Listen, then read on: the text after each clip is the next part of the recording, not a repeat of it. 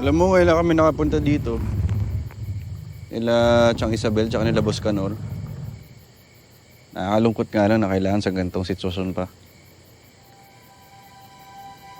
Oo nga eh. Pero naniniwala ako, Bok. Gagaling si Lolong. Gagaling ang kapatid ko. Naniniwala. Uy! Gulat naman ako sa'yo, Bok. Gulat din ako.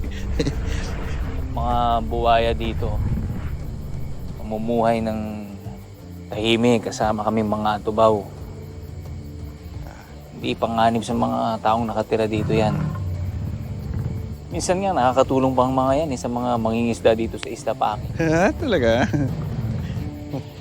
Mukha naman. Hindi, inibago lang ako kasi masanay ako kay Dakila, di ba? Baka mamaya hindi ako kilala niyan eh. Baka... Parang si Dakila lang mga yan. Ah. Oo nga pala. Kailangan ko i-report itong nangyari kay Lolong.